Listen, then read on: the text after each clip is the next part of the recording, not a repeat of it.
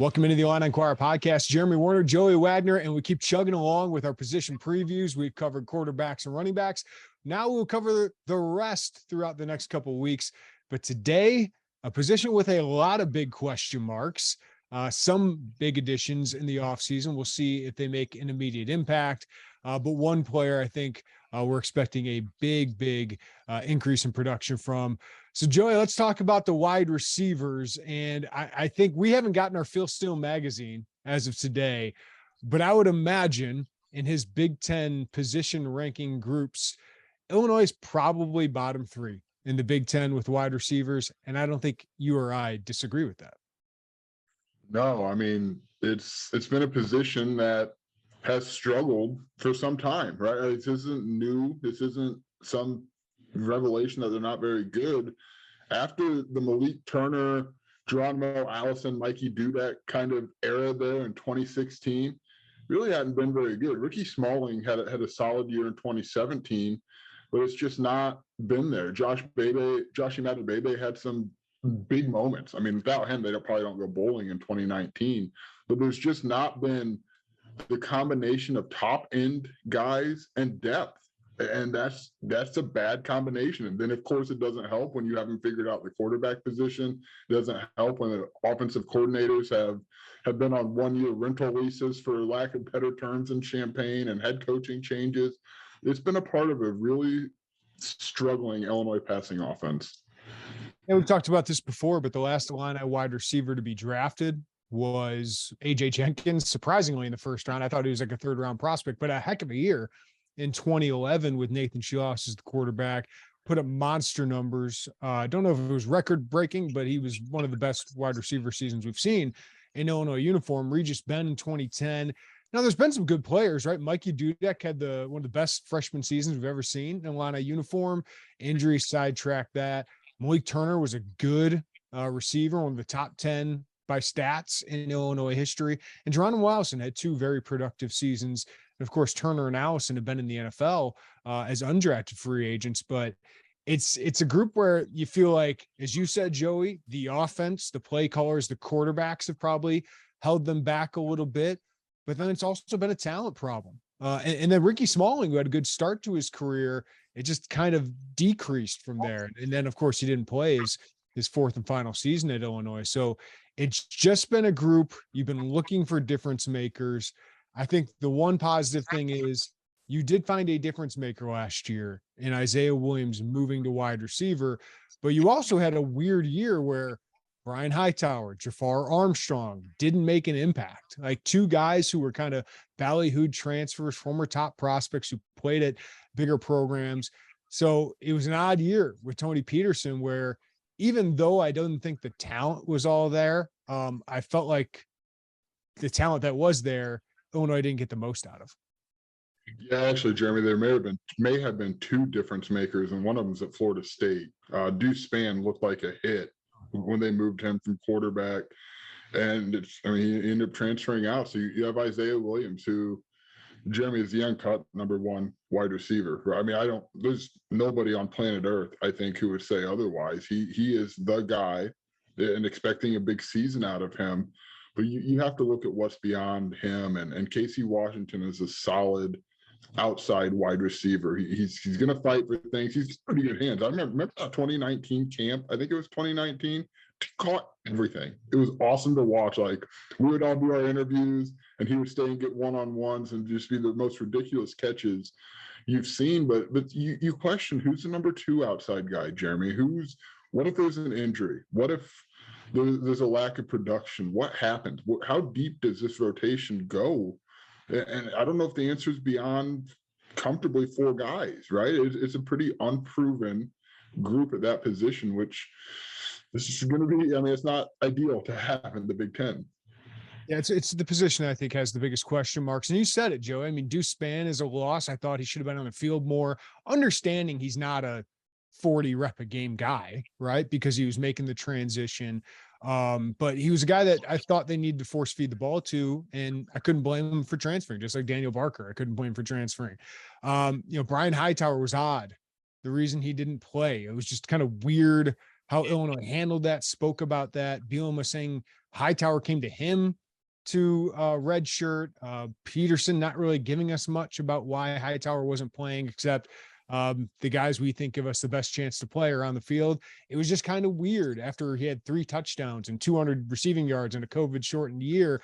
And then Donnie Navarro is gone, right? Like, I know Donnie is former walk-on, maybe some limited ceiling there, but Northwestern scooped him up and seemed to really want him. And, he's one of the guys who got the most reps at wide receiver last year, and he's gone. And then you bring in Jonah Morris, a wide receiver who hasn't played that much, at the Power 5 level, even though he's had some talent. He's a highly ranked recruit, and not much else, Joey, outside of freshmen, which this is a position where freshmen can make an impact, but it's just a lot of unknown there.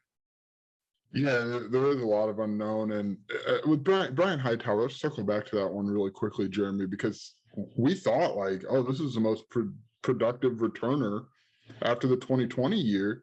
And there was an injury early that apparently, limited him in some capacity. But beyond that, it was weird. We still haven't really gotten an explanation there, but I don't know. Well, you're right. Phil Steele would have this group low. I know I diverted completely away from what you asked me. But yeah, I mean, could freshmen come in and make an impact?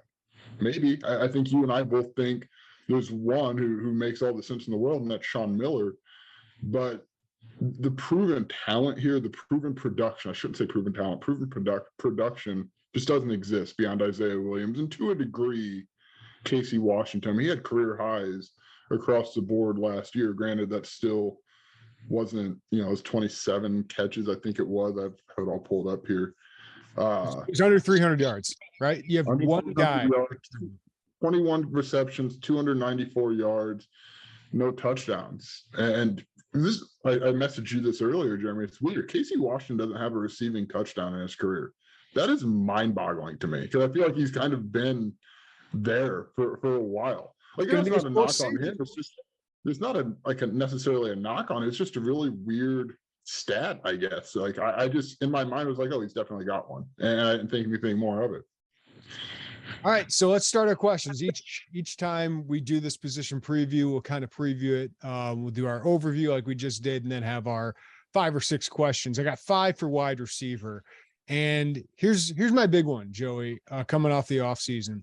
Did Illinois do enough during the 2022 recruiting cycle to address this position?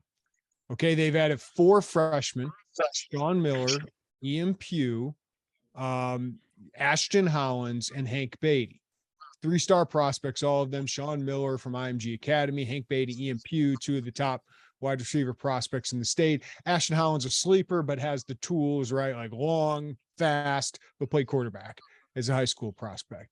And then wide receiver transfer, we're kind of waiting all off season, and they finally add Jonah Morris, who had a circuitous route back to the Big Ten, started at Indiana, then went to Akron, had a good season, injuries, then went to Colorado State, didn't have a good year there, and now Illinois adds him. Certainly a big target, physical, but just hasn't shown that he's productive yet at this level, at the Big Ten level. So what do you think, Joey? Did they do enough to address this position? Long term, maybe. I think we like the prospects, the high school prospects they brought in.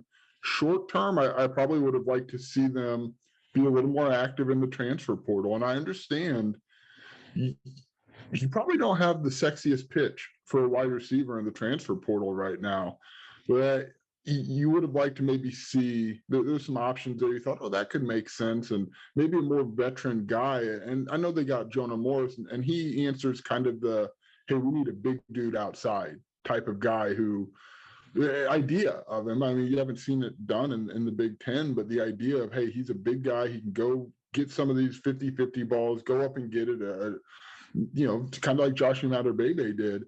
But I still feel like there was something left in the immediate term to be desired out of the offseason for wide receivers. Yeah. I mean, on the surface, on paper, I would have wanted something more proven than Jonah Morris, right? Or maybe with a little bit better of a track record, or some untapped potential. Last year at Northern Colorado, I know it's a rebuild there with Ed McCaffrey, and but he had 20 catches for 143 yards. Akron, his best year back in 2018, right? He's a seventh year senior, I believe. Jonah Morris. I think he started in 2016, 26 catches for 381 yards. So is there an untapped ceiling there? Maybe Illinois sees that. Obviously, they think he can be productive as a scholarship wide receiver, right? But like, I think you would have loved to have added like Josh Imatorbhebhe didn't prove a lot at USC, but you knew the profile was there. Like maybe he just didn't get a shot. Like he was just buried on the depth chart. Marcus Washington at Texas would have been a really good addition, but I just don't think Illinois could win a battle like that probably at this point. So I do like what George McDonald did in the class of 2022. Sean Miller, I expect to make an immediate impact. I think Ian Pugh has a really good long-term ceiling, but I think he's going to need some time. I think Hank Beatty can find his way onto the field early because he's a dynamic, kind of slot receiver. But when it comes to the transfer portal, I don't know. We don't know everything, Joey, but was it the priority? It seemed like O-line, D-line were priorities. I thought wide receiver should have been an immediate priority to help Tommy DeVito, to help the rushing attack. It just felt like it was kind of further down the priority list. Maybe that's not fair, but it just felt that way, the way it played out.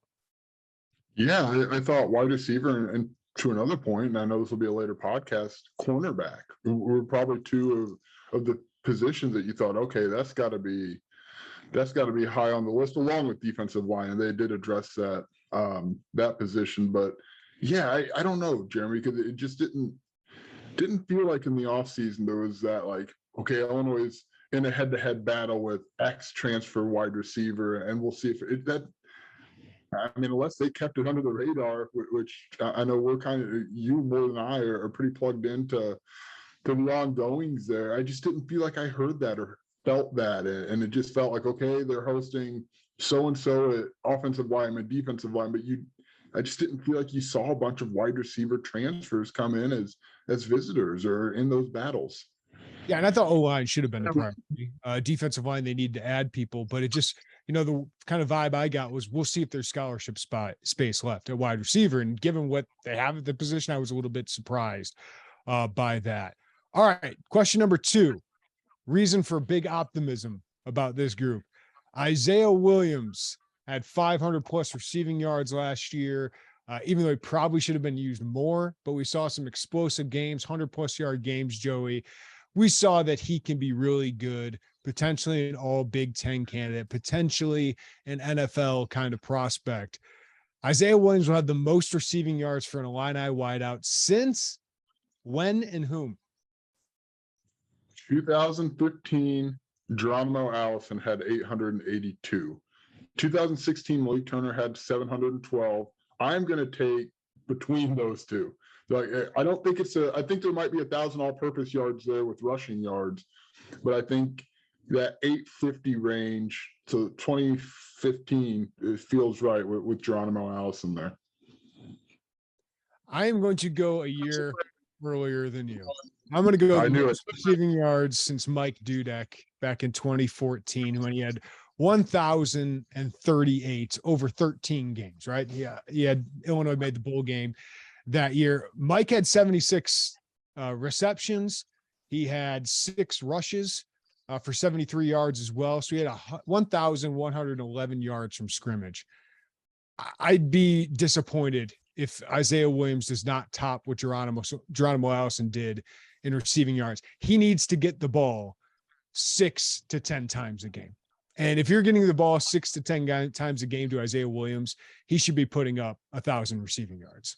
And I know, Joey, you're talking about rushes.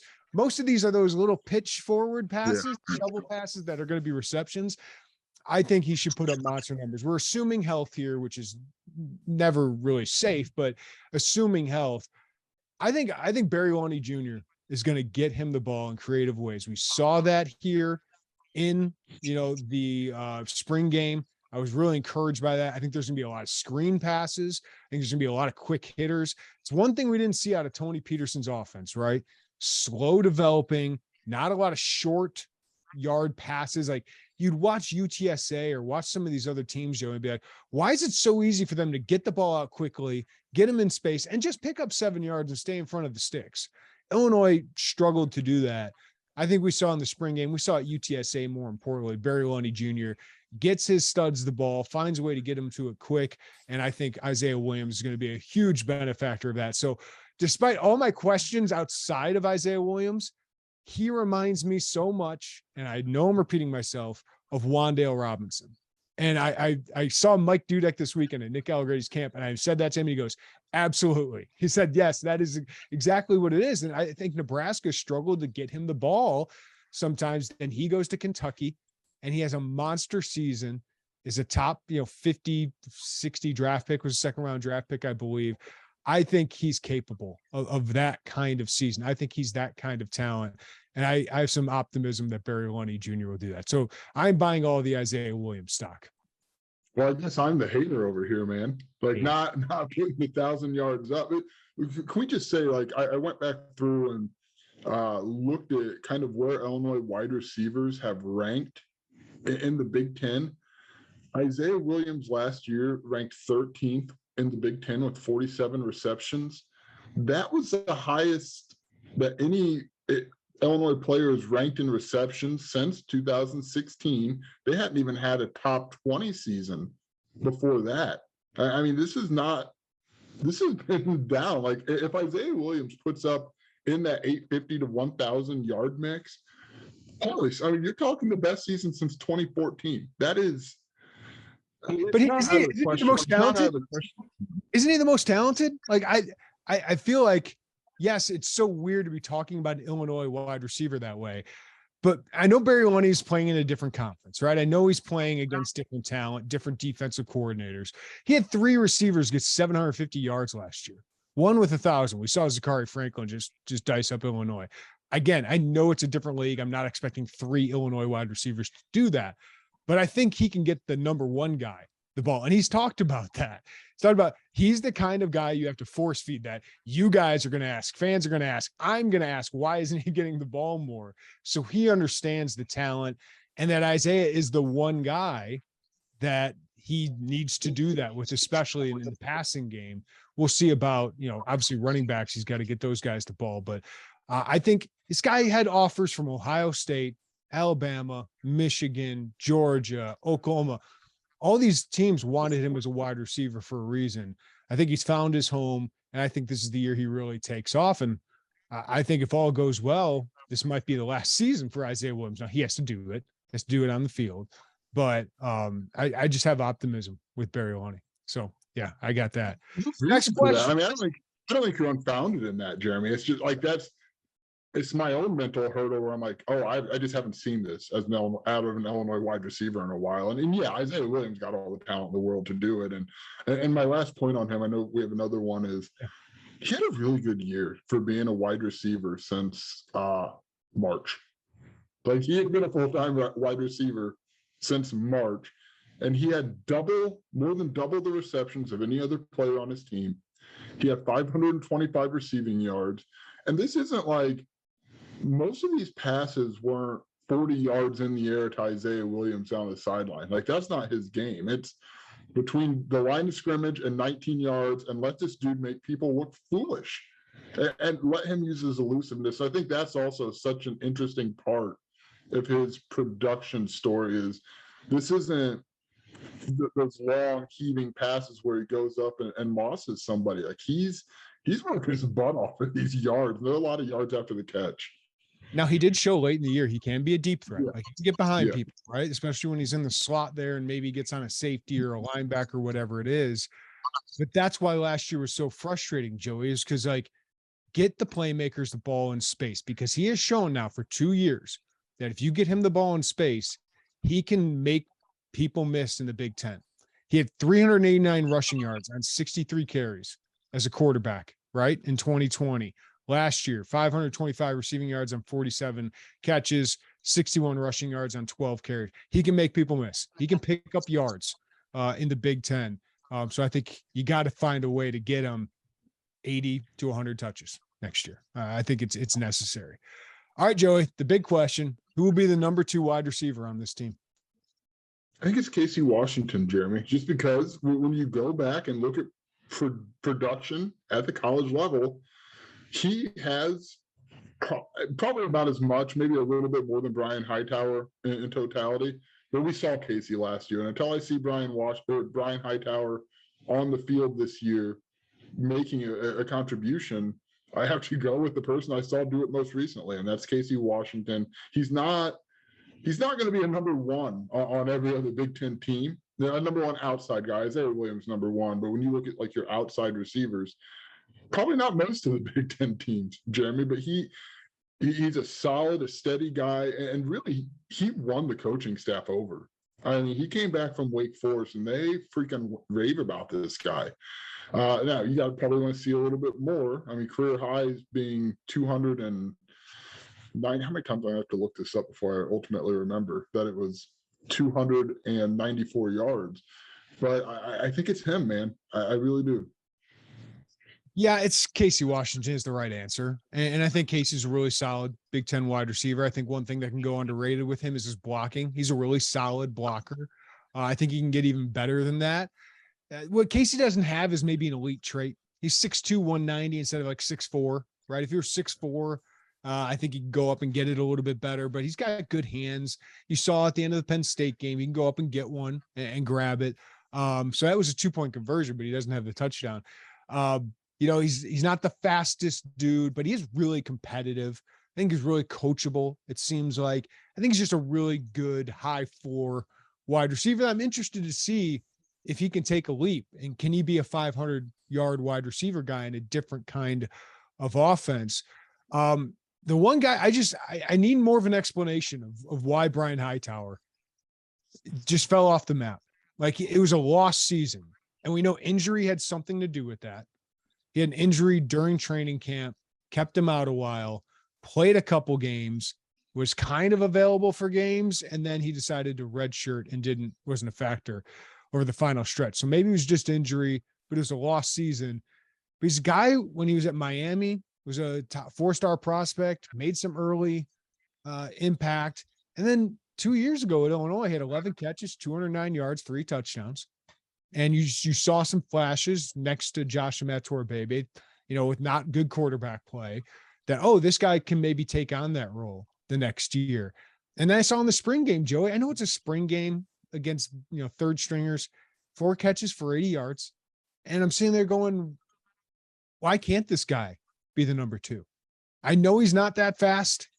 I know he's maybe didn't make as big of an impression last year on the coaching staff, but when he's gotten on the field, I've seen him produce. I just didn't see him on the field barely at all last year. So I just haven't given up there. Like, I know he might not be perfect, but like, it's not like Illinois is swimming in great options here. Now, maybe they got Jonah Morris and think he's going to be better than Brian Hightower. I haven't given up on him yet, though. The other guy I could consider is Pat Bryant. I really liked him as a prospect. I thought he was one of the best players in that weird class of 2021 that Illinois had. Played a lot late in the season, really good blocker, which matters. Not the biggest like Casey, maybe not the fastest, but I think he could be a really solid player. And it seemed like he had a really good spring. So he's another guy I would throw into there. We'll bring up a freshman that we think can be pretty good, but I think those would be, Casey, Pat Bryant, Jonah Morris, I guess, and then Brian Hightower. Yeah, to me, it's the kind of the battle for the quote unquote number 2 outside guy. Like, who is standing on the other side of the field from Casey Washington? And I think the names you listed are right. And maybe I'm sleeping on Pat Bryant a little bit. I mean, he made a fine impact as a freshman. I mean, the numbers aren't impressive by any means. 6 receptions for 98 yards. By the way, there weren't a lot of, outside of Isaiah Williams, impressive numbers for Illinois wide receivers last year.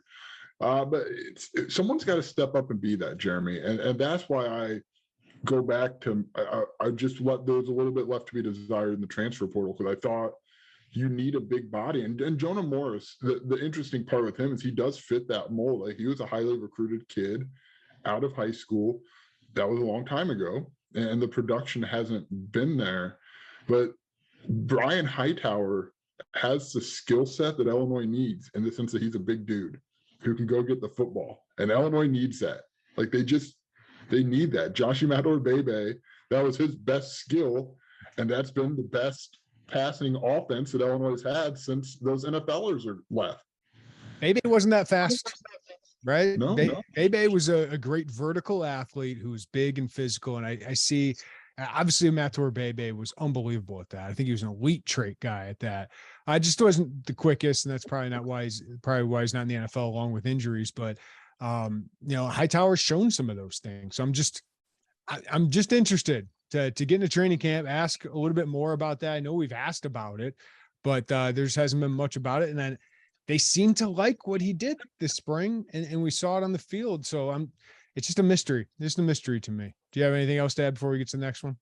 An explanation would really go a long way, be it from him or from the coaching staff. Just what happened? I mean, how much was it an injury? The mystery that you and I don't like mysteries as part of our job to try to get the answer to those. But it's kind of frustrating to not know. And I get it. Like if it was something else, whatever, but we had asked about it. I did ask George McDonald about it. And he said he said a little bit about Brian competing every day, all that, but then he said you get a fresh new lease on life, a new fresh football. You get the opportunity to cross the board to catch the ball. Now he's really seeing the expectation that I have and the expectation that coach has. He's really doing a great job of trying to push himself every practice to make sure that he's playing up to his ability. It's been fun to watch him every day get better and every day grow at that. I'll say when the red shirt thing happened, I was thinking, oh, he's gone, right? Yep. He's gone. It didn't work with this coaching staff. He didn't commit to this coaching staff. And George kind of hinted at it. I mean, Tony was talking about, when we asked about him during the season, like several times, Tony kept saying, we're putting out the best guys who can make the biggest impact. I'm like, oh, that doesn't sound very good. Like, is he meeting the expectation? George kind of mentions it there, but now it seems like Brian's still here. He made an impact in the spring game.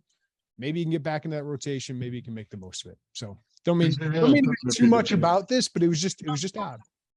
Yeah, and it'd be really important for Illinois if he is that guy across from Casey Washington. Like that's a very helpful piece to this passing offense. All right. Question number 4. Which newcomer will make the biggest impact at wide receiver? Sean Miller. I'm buying the stock, man. I think, Jeremy, I think the stock would be a little more expensive if he played the spring game. I think if people would have seen him, if we would have seen him, like I don't want to act like we have some great visual insight that no one else did. I just think it's there, Jeremy. I think he was a very polished receiver coming out of high school. He was at IMG, which prepares you for this. Like it's a big deal to prepare you for college football, college athletics. I think there's a lot there. The collarbone injury, Brett Bielema said it was a collarbone injury. That lines up with what we saw kind of in the sling at the spring game. You wonder, make sure he's back, right? Brett Bielema seemed to say that he's going to be back in time for fall camp. But, man, I just think that that's a position, one, that freshmen can come in and make an impact at. 2, he's polished. And 3, as we've harped on for the last 20 minutes, you need depth there. You need somebody there to step up and do that. And all signs kind of point to him. Yeah, I think the choices here are Jonah Morris, right, as the transfer you'd hope makes an impact, Sean Miller or Hank Beatty. And I think Hank Beatty's got number 1 in front of him, right? Isaiah Williams in front of him, so it's going to be really hard to do that. Sean Miller's the answer because of just what the coaching staff has said about him. Like his maturity level, there's talent there, Joey. Again, I don't know if there's an elite trait there out of just like he's polished. Like he's coming in like he's a 21-year-old kind of wide receiver, runs amazing routes, but he's like 6'1", built pretty well. So he's ready to make an impact. Like Ian Pugh and Ashton Hollins have to add strength. It might be a year or 2 before those guys can really make an impact on the field. That's not the case with Sean Miller. Yeah, the one thing holding me back is the collarbone injury, but I think they added this guy knowing he's potential to make an immediate impact. And I think he can play all over the field. So I don't know if my expectations are ridiculously high for him, but the way McDonald talked about it, and then probably more importantly, the way Lunny has talked about him in the few times we've had Lunny, like I think Barry's hinting that Sean's going to be a big part of what they do in that wide receiver room. Like I have little question that he's a top 5 wideout right now after spring ball. Yeah, I agree with that completely. And that's a really good point about Lonnie, because he has, just to pull the curtain back a little bit, when we've asked him about things, he's been very measured because look, man, come on, you get it, right? Like, I understand why he's seen these guys on the field for 15 practices. He's going to be measured. He's not going to tip his hand. But if he says something, and the way he talks about individual players, you have to listen because it's not accidental. And I think that's important to remember in the way that he kind of talked about Sean Miller there when we've asked him about him at the times we've talked to him. But yeah, no doubt he's in the top 5. Is it higher? I don't know. I mean, we don't know that. We don't see anything. But he's definitely in that. Wouldn't be shocked if he's a pretty steady rotation piece group to this wide receiver room. All right, Joey, last question. Is there enough here for Barry Lonnie Jr. to have a good passing season? It's good. Relatively for Illinois? Like, could you have a top 10 Big Ten passing game with this group of wide receivers? Can you be better than 4 other Big Ten teams? I mean, I'm not making like that's yeah. If Illinois was 10th in passing, like you'd take it, right? Like you take it going. Yeah, no doubt. The answer reluctantly is yes, because you have the cheat code type of answer to that in Isaiah Williams. Like, because of him, you feel like they can be a top 10 in the Big Ten passing team. Again, to reiterate, that's better than 4 teams. 4 teams. Like, it's not like, can they be as good as Ohio State? It's, can you be better than 4 other teams in the Big Ten? Isaiah Williams gets you a pretty fair amount of the way there, I think. And then you've got to have some of those other guys to step up. I would not go higher than 10, but I would put them at 10 and feel okay about it. I don't know that I feel super comfortable about it, but I feel okay. All right, just to give you an idea, 10th in the Big Ten last year in passing yards per game, which is not the stat I love. Passing yards per game was Indiana, Northwestern just ahead of them, Iowa ahead of them. Those are not good passing attacks, right? Iowa did just enough to make up for their defense was elite, though. Indiana was awful.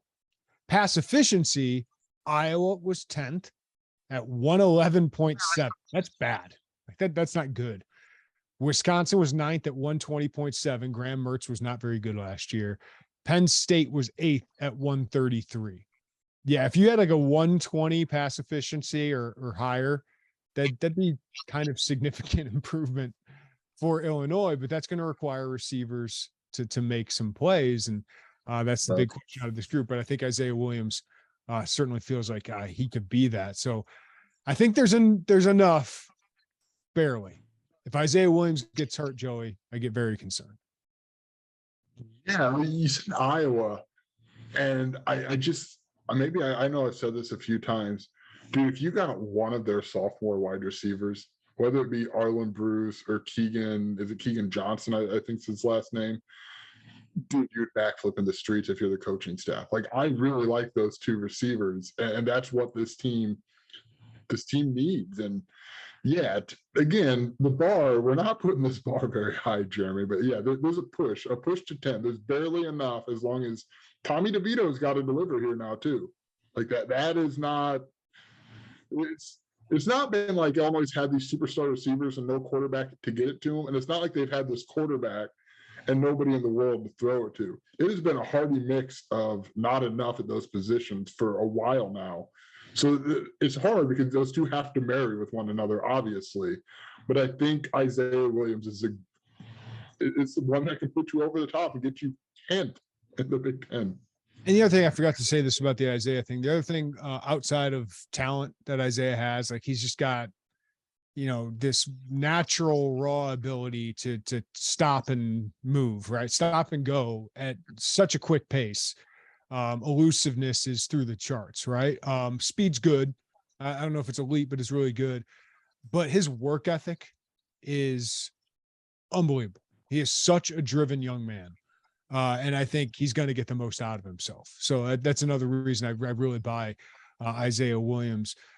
So yeah, I think there's enough here if Isaiah Williams stays healthy, but I feel like they're so reliant on him. And that's what's got to change through recruiting, right? And it's why the 2023 recruiting class, the one big question I have is, can they land a difference-making receiver? Can they land Malik Elzy? Can they land Fama Toure?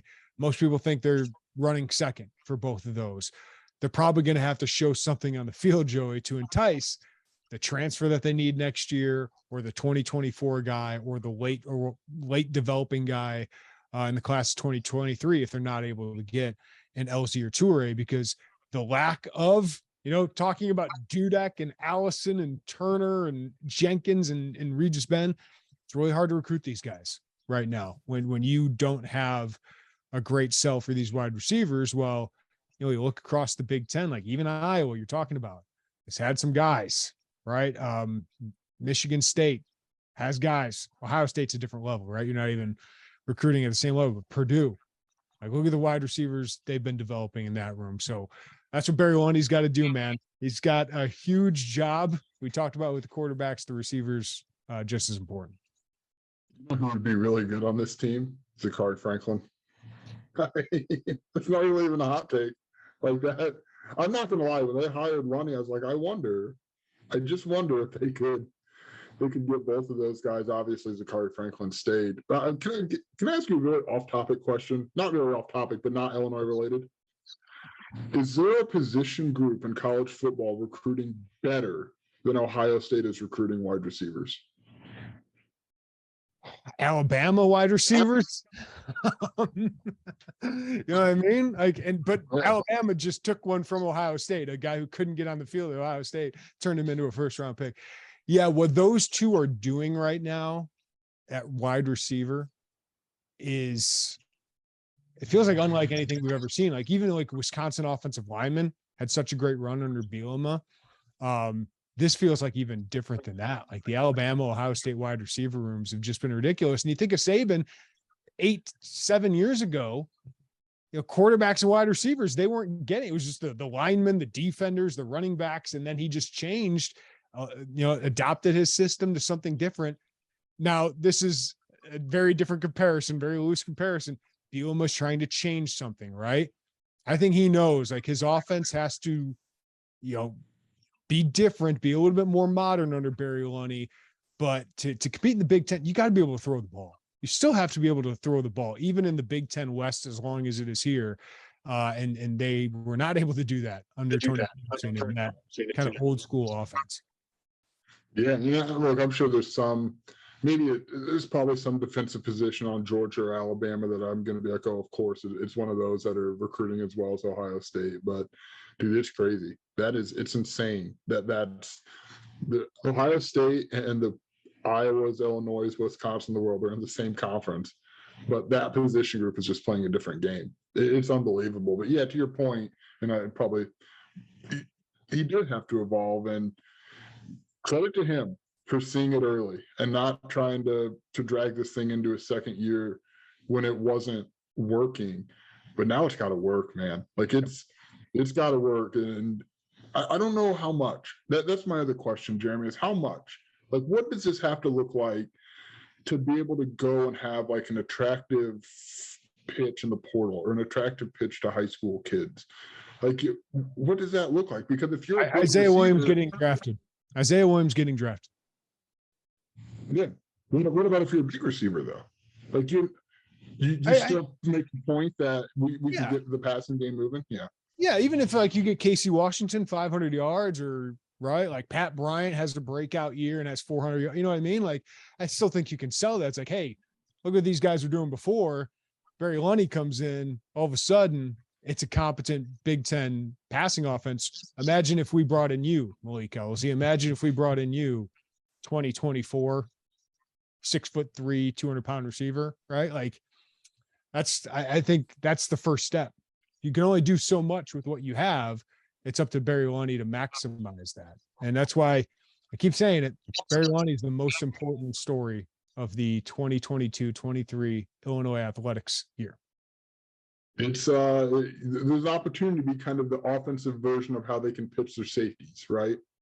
And defensive backs. Like, the opportunity's there. It's got to be maximized, but And I know we talked about this in another pod. I just don't know if there's a bigger storyline in Illinois football than the passing attack. Period. There's not, and I don't know how close it is either, Jeremy. It is tremendously important. And until we get answers, those are the two biggest question marks: quarterback and wide receiver. All right, we'll continue our position previews. Thanks, as always, for listening to the Illini Inquirer podcast. Give us a rating, follow, review wherever you get your podcast. We appreciate listening to us. You can check us out on YouTube as well. Just search Illini Inquirer on YouTube and give us a follow there as well. But until next time, everybody have a great day. Take care of each other, and we will talk to you next time on the Illini Inquirer podcast.